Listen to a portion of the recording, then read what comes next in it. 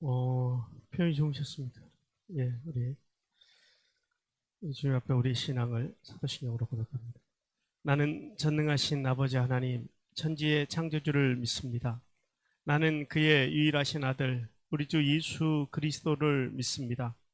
그는 성령으로 잉태되어 동정녀 마리아에게서 나시고 본디오 빌라도에게 고난을 받아 십자가에 못 박혀 죽으시고 장사된 지 사흘 만에 죽은 자 가운데서 다시 살아나셨으며 하늘에 오르시어 전능하신 아버지 하나님 우편에 앉아 계시다가 거기로부터 살아있는 자와 죽은 자를 심판하러 오십니다. 나는 성령을 믿으며 거룩한 공교회와 성도의 교제와 죄를 용서받는 것과 몸의 부활과 영생을 믿습니다. 아멘.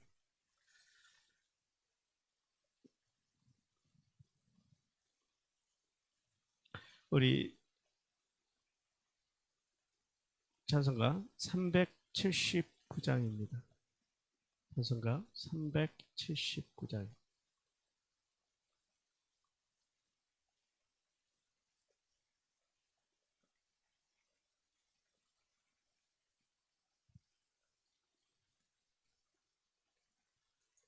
찬송가 379장입니다. 내 갈 길 멀고 밤은 깊은 데에 빛 되신 주, 저 본향 집을 향해 가는 길 비추소서. 내 가는 길 달지 못하나 한 걸음씩 늘 인도하소서.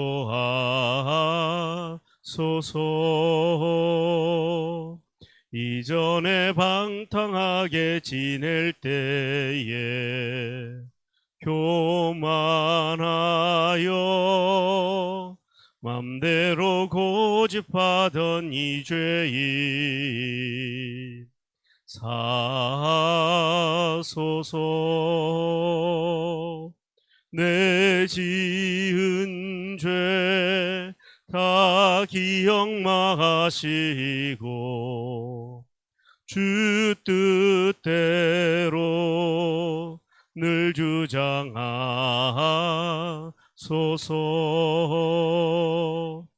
이전에 나를 인도하신 주, 장래에도 내 앞에 험산 줄령 만날 때에 도우소서. 밤 지나고 저 밝은 아침에 기쁨으로 내 주를 만나리.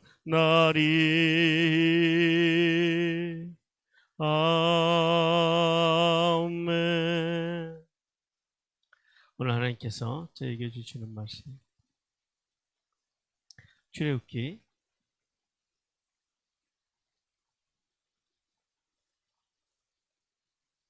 8장입니다. 출애굽기 8장 15절과 16절 말씀. 출애굽기 8장 15절과 16절 말씀입니다. 우리 15절 16절 말씀 같이 읽겠습니다. 시작. 그러나 바로가 숨을 쉴 수 있게 됨을 보았을 때에 그의 마음을 완강하게 하여 그들의 말을 듣지 아니하였으니 여호와께서 말씀하신 것과 같더라. 여호와께서 모세에게 이르시되 아론에게 명령하기를 내 지팡이를 들어 땅에 티끌을 치라 가라. 이것이 애굽 온 땅에서 이가 되리라. 아멘. 자, 15절 말씀은 바로가 하나님께서 말씀하셨던 것과 같이 약속을 본복하는 이제 장면입니다.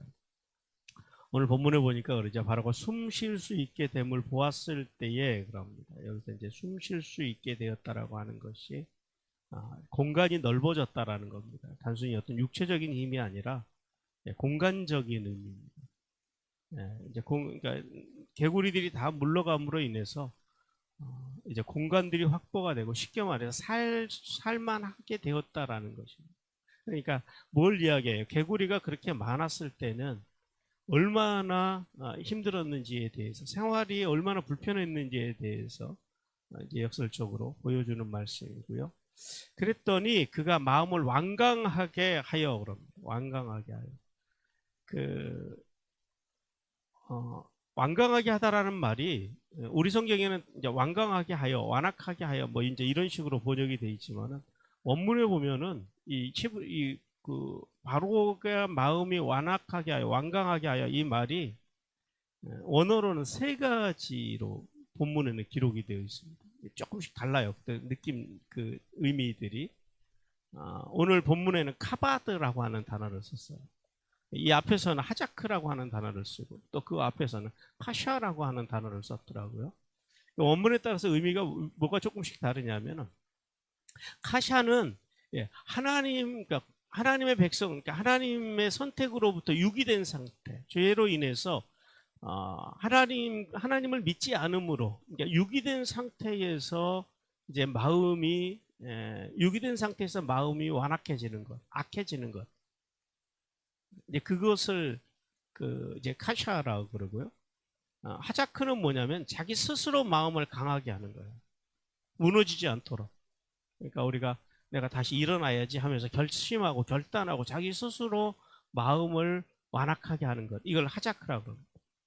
근데 이 앞에서는 그 하자크를 썼거든요. 근데 오늘 여기 본문에 카바드 이 단어는 어떤 거냐면 무겁다, 둔하다 이런 말이에요. 마음이 둔하다라는 거예요. 느낌이 없다라는 거죠. 그러니까 둔해서 마음이 완강하게 됐다. 이제 이런 그 표현입니다.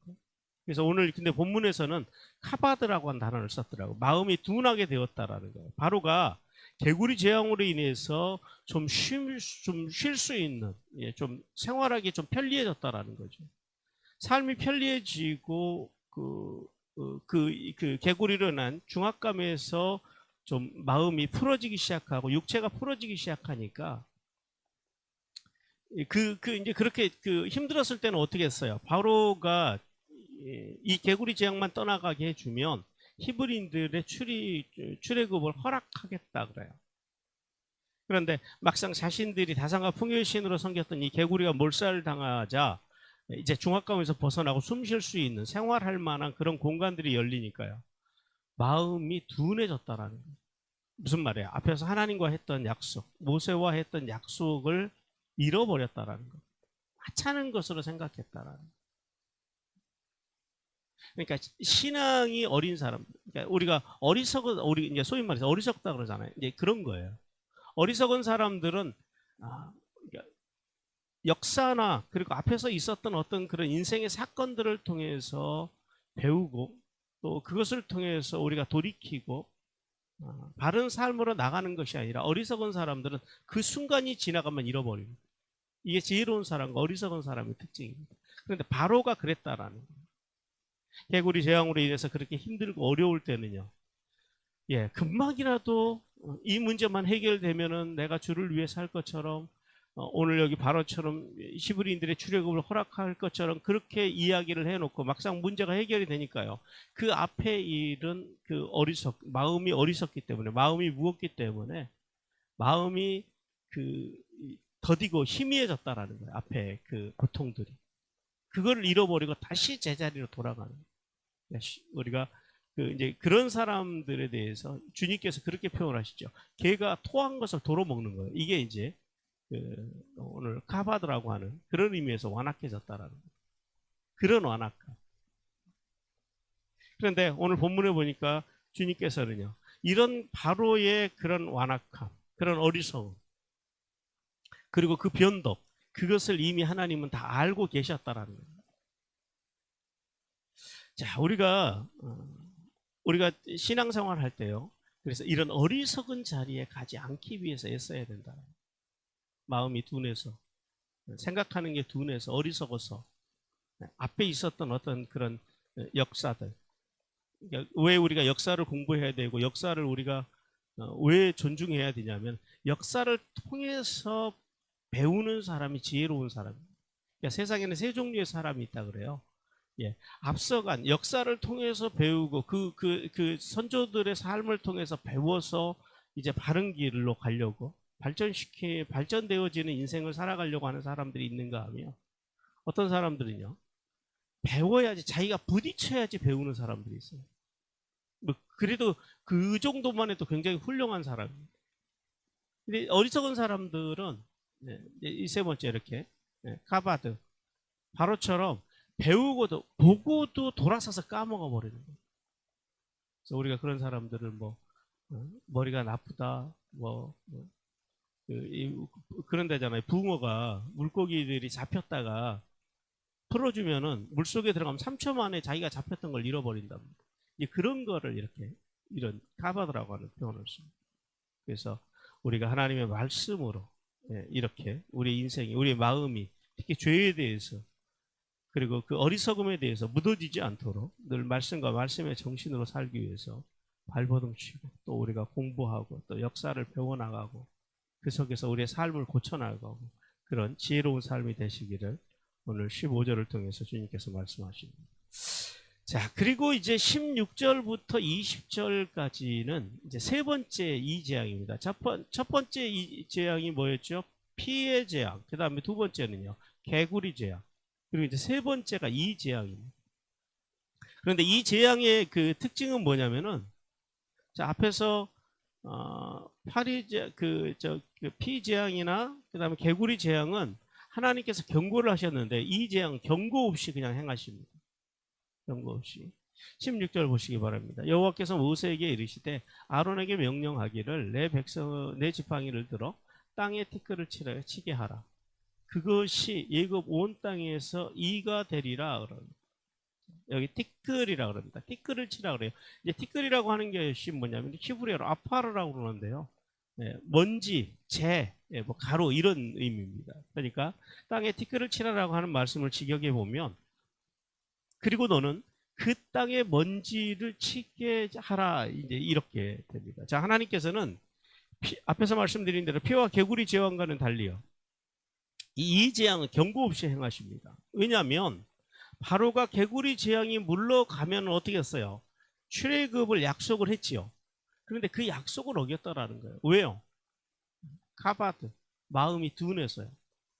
어리석었어요. 그 고통을, 그러니까 그 앞에 개구리로 인해서 당했던 그 고통을 금세 잃어버리고 다시 마음이 완악해졌다라는 거예요. 잃어버렸다라는 거죠. 그래서 약속을 지키지 않았다라는 겁니다. 그래서 하나님께서는 땅의 먼지가 이가 되게 해서 애굽에 있는 모든 사람들을 괴롭게 하는 재앙을 내립니다. 그런데 이 재앙에 대해서 이제 신학자들이 대개 한 세 가지의 견해가 있습니다. 오늘 우리 개역 개정 성경에서 우리가 성경을 읽을 때에 살구꽃이다, 우리가 대표적으로 출애굽기에서 살구꽃이다, 그리고 여기 또 이 같은, 그 다음에 또 지팡이가 뱀이 되니라 그러잖아요.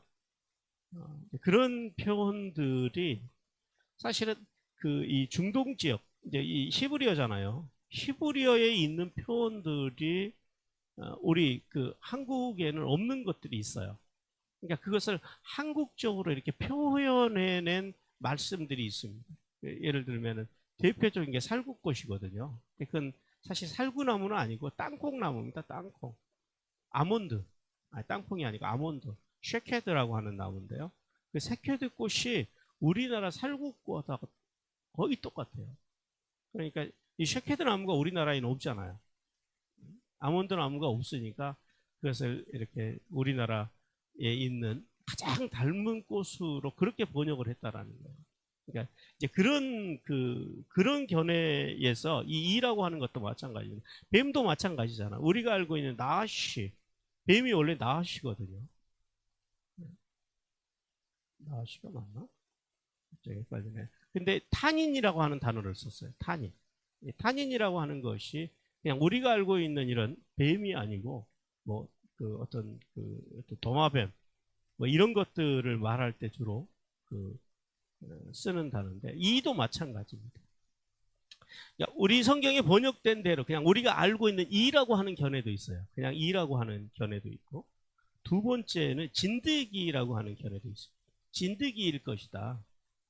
그런데 가장 그 강력한 지지를 받는 그 이제 견해가 어떤 거냐면 각닭귀라고 혹시 들어보셨습니까? 각닭이라고 하는 그런 그 곤충일 거라는 거예요. 이 왜냐하면은 각당이가 어디에 주로 많이 거주하냐면은 나일강처럼 강물이 범람하는 지역에, 그러니까 이렇게 강물이 계속해서 흐르는 지역이 아니라 나일강이 1년에 한 번씩 범람해서 그 이 피라미드 있는 데까지 나일 강물이 차올라오고 그랬거든요, 옛날에는.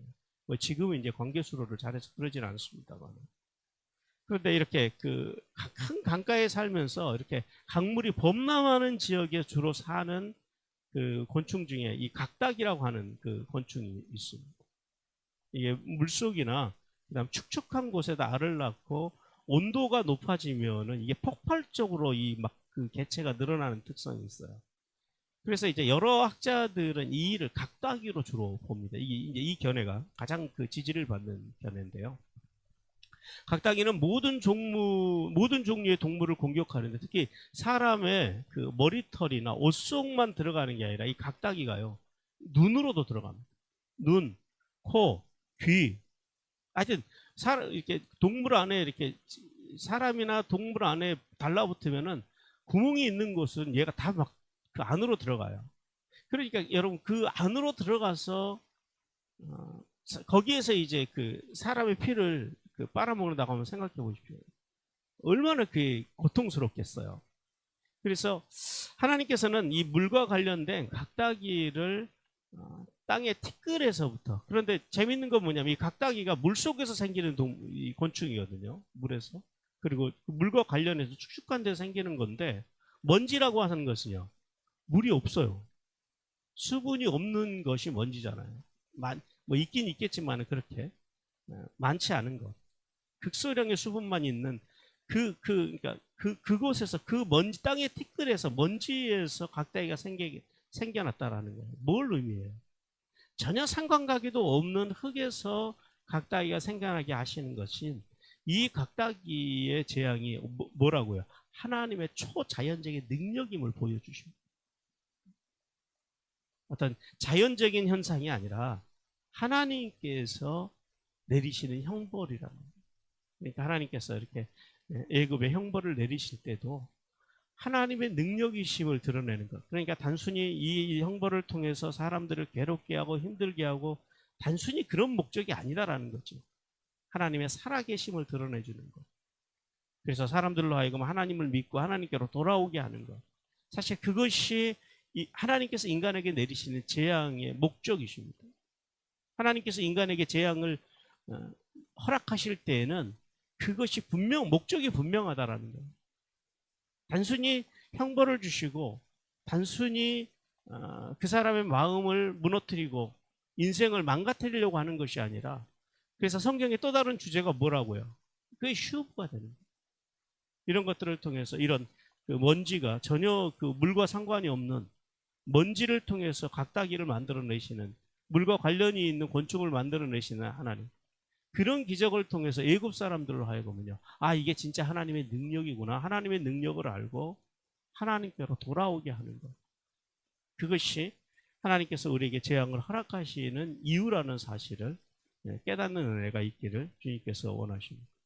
그러므로 우리가 16절 말씀을 통해서 성도는 하나님과의 약속을 지키지 않을 때 삶의 시련이 찾아온다라는 거예요. 그러니까 이런 이 재앙과 같은 이런 인생에서 어떤 재앙을 만났을 때에 우리가 돌아봐야 될 것은 내가 하나님과 지키지 않는 약속. 바로가 약속을 깨서 이 재앙이 오잖아요.